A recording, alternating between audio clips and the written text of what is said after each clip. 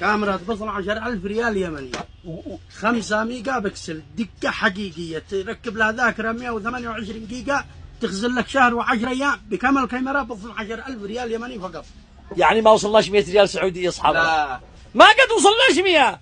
وعد راقب وانت حتى تشتغل بالانترنت؟ بالانترنت بسلك ولا واي فاي بدون سلك، ترتبط بالانترنت. يا رب.